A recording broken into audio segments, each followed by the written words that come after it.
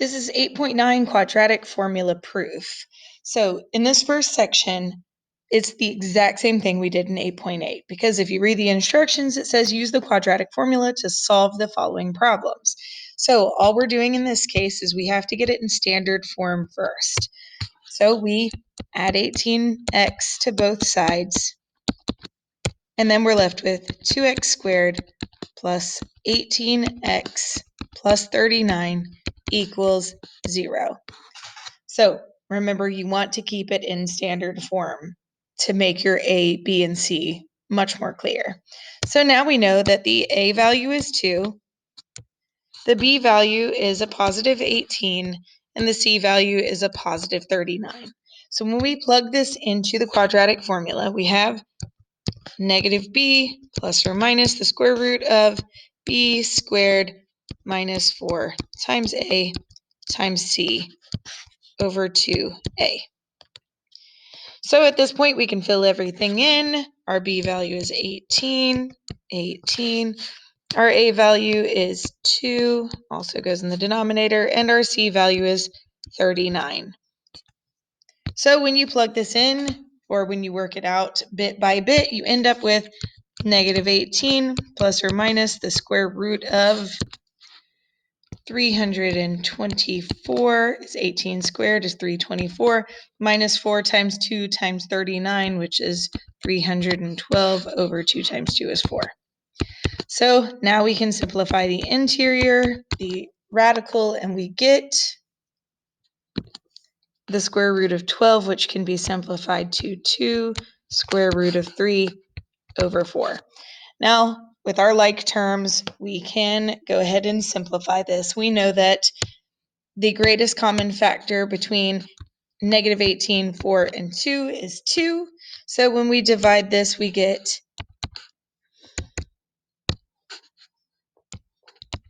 negative 9 plus or minus the square root of 3 over 2, because all we're doing is dividing each of those things highlighted in red by 2, the greatest common factor. So now we know that the x values of this function, the x-intercepts, are negative 9 plus the square root of 3 over 2 and negative 9 minus the square root of 3 over 2. Moving on to the next problem, we have this one. So it's already in standard form. We have 5x squared plus 3x plus 1 equals 0. It's already in standard form. So our a value is 5, our b value is a positive 3, and our c value is a positive 1.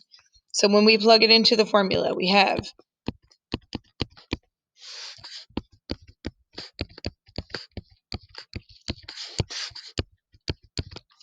our b values are 3, our a value is 5, and our c value is 1. So again, I'm going to show it on here, working it out step by step. If you want to use a calculator, that's fine. So we have negative 3 plus or minus the square root of 3 squared is 9. 4 times 5 is 20 times 1 makes 20 over 10. Now when we simplify this, we end up with negative 3 plus or minus the square root of negative 11 over 10. Now, if you put this in the calculator, you're going to get a domain error simply because there is a negative 11 inside the square root. You cannot take the square root of a negative number, which means that this function has no x-intercepts, which is the same as saying no solutions.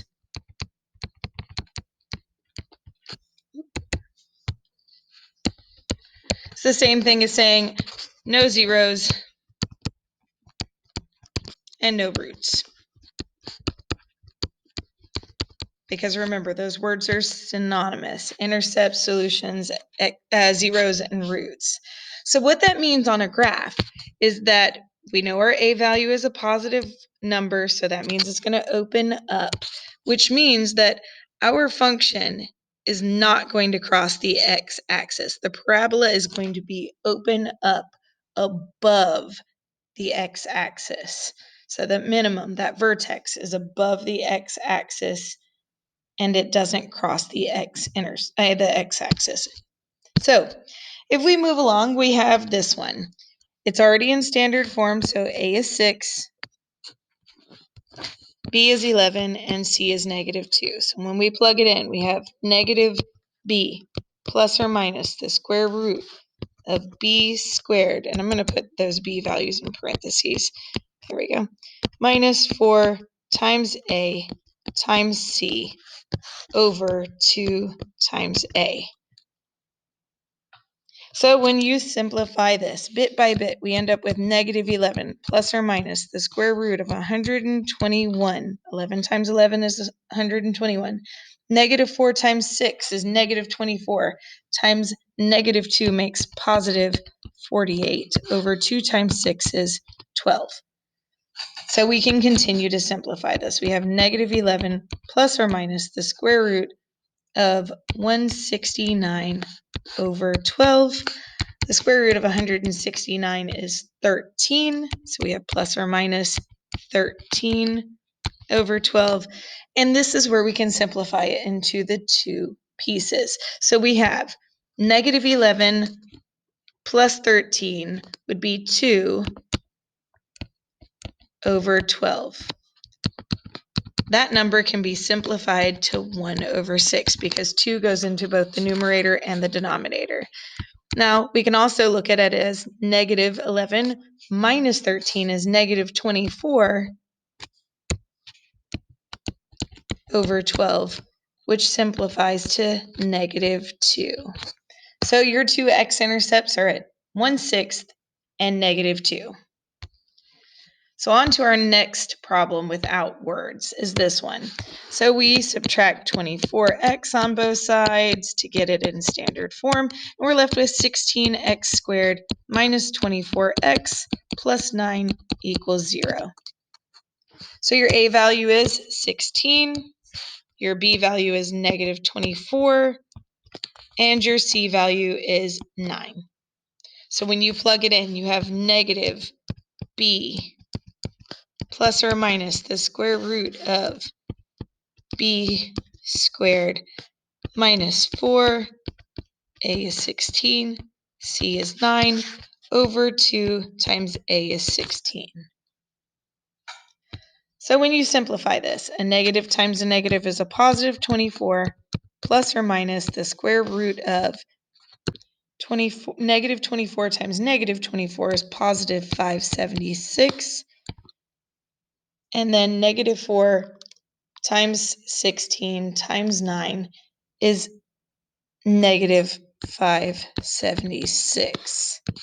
2 times 16 is 32. So when we continue to simplify this, we have 24 plus or minus the square root of 0 over 32. Well, you can't take the square root of 0. It's just 0. So we're adding or subtracting nothing. That can just be crossed out, which means that your x-intercept is 24 over 32, which can be simplified to 3/4.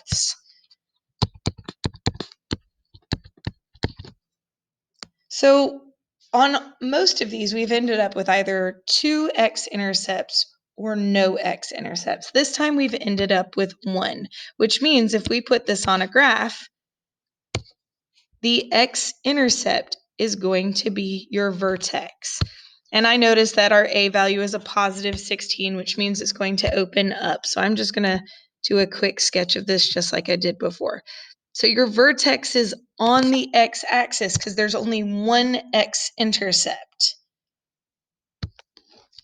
All right, moving down to the word problems. The height of a flare that Miss Forrester has fired from the deck of a sinking ship can be modeled by that, where h is can be modeled by h equals -16t squared plus 104t plus 54, where h is the height of the flare above the water and t is the time in seconds. Find the time it takes for the flare to hit the water. So with word problems, I like to keep it visual. So here's the boat, and here's Miss Forrester standing on the boat, and she shoots the flare. That's going to do something approximately like that.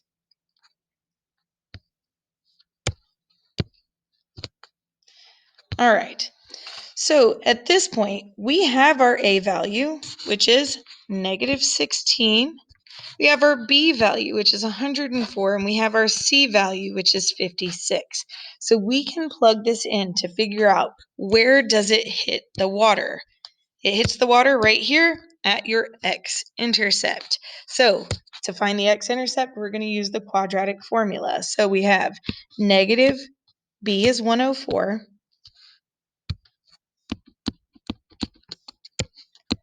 plus or minus the square root of B, which is 104,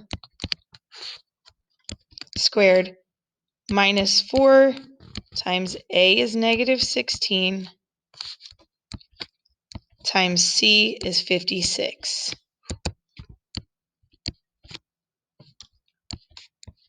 over 2 times A, which is negative 16. So when you plug this in one way, if you use the addition symbol, we're going to get, and if you plug it straight into the calculator, if you work it the whole way through, you're going to get negative 1/2. Now, it's not going to take, because it says to find the time it takes for the flare to hit the water. Negative 1/2 of a second does not exist. So this was through using addition in the equation. So if we use subtraction in the equation, where we do negative 104 minus the square root of blah, blah, blah, blah, blah, we get x equals 7. A positive amount of time makes sense. So this one is out, and this one is our solution. So it takes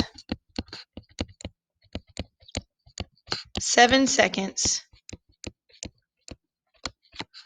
for the flare to hit the water.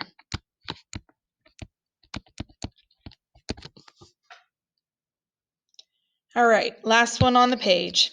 It says the length of a rectangle exceeds its width by 4 inches, and we have to find the dimensions if the area is 96 square inches. So again, I'm visual, so I'm going to draw my rectangle, and it says the length exceeds the width by 4 inches, but because it never mentions the length of, or the distance of the width, we have to assume that the width is x. So if the length exceeds the width by 4 inches, that gives us x plus 4. We know that the area of a rectangle is length times width. So now let's replace things. So we have the length. You can do width times length, length times width. So I'm going to write it where this x is in front. So we have x times x plus 4 equals our area of 96. So now I can distribute this x, and I'm left with x squared plus 4x equals 96. That's not in standard form. Let's get it in standard form, and then we can continue to evaluate this. So we subtract the 96 on both sides, which leaves us with x squared plus 4x minus 96 equals 0. So now that we have this, we have our A value, which is the implied 1.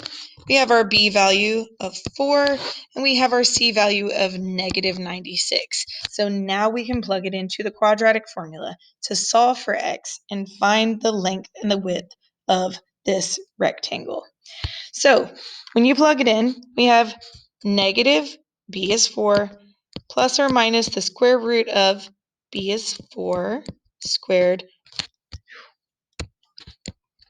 minus 4a was 1, c is negative 96, over 2 times a is 1. So when you solve this, you solve it using addition, you're going to end up with x equals 8. If you solve it with subtraction, you're going to get negative 12. You can't have a negative length or a negative side length. So that means x is represented by our width. So the width is equal to 8. And since our length exceeds the width by 4, our length is the width plus 4 which is 12.